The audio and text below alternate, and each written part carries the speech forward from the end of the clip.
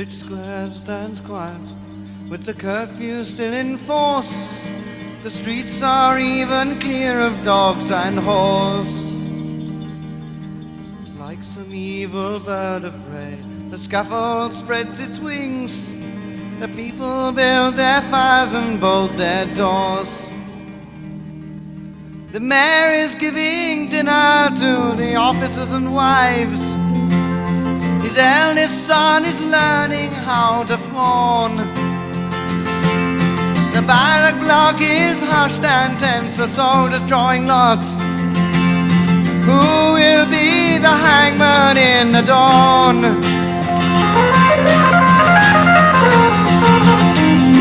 The lot falls on a young man who has served for but a year. His home is in the village close nearby. He shivers at the thought of what he's forced to do next day. He wonders who it is that has to die. The full moon casts a cold light on the gloomy prison walls. The Papist walks his cell, he cannot sleep. He hears the waiting gallows creaking just beyond the door.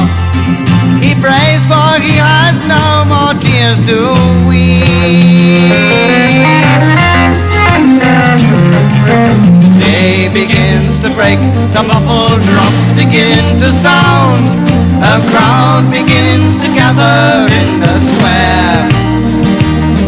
The presence of the hangman in his terrifying mask weighs heavy on the minds of all those there. The colonel reads the sentence, which the Papist knows by heart. He has failed to show allegiance to the king. His crime is thus with God himself, in his name he must hang. The Papist head held high says not a thing.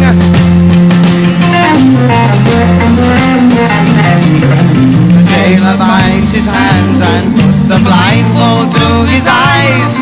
He leads him through the door before the crowd. The hangman sees his victim and the blood drains from his face. He sees his younger brother standing proud. The hangman tries to protest, but is ordered to proceed. His trembling hands begin to take the strain. His eyes are blind with streaming tears. He cries for all to hear. Forgive me, God, we hang him in thy name. Forgive me, God, we hang him in thy name. Forgive me, God, we hang him in thy name. Forgive me, God, we hang him in thy name.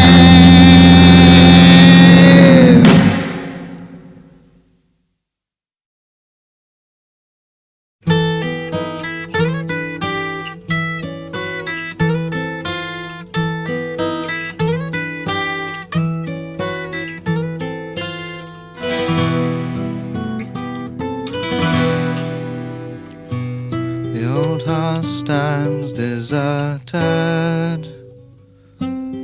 crumbling and decaying, its broken windows watching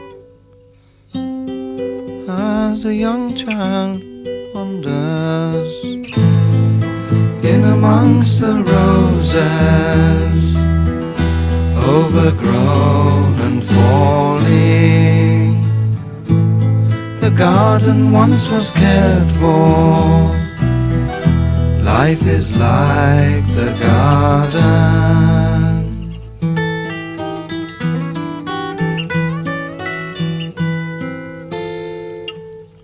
The roses reach to touch her. They whisper as she passes.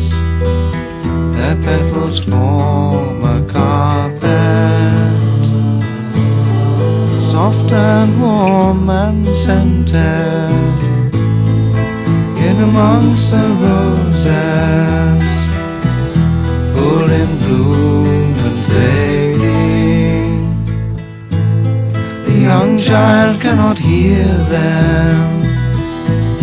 Life is like the young child.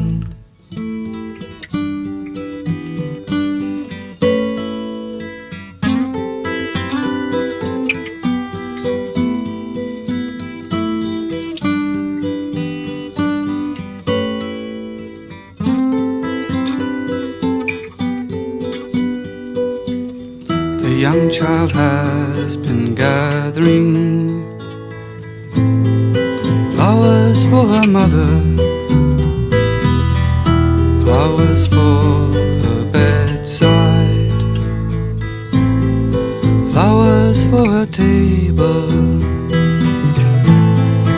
In amongst the roses, she is gathering wildflowers. The roses bend to kiss her. Life is like the roses.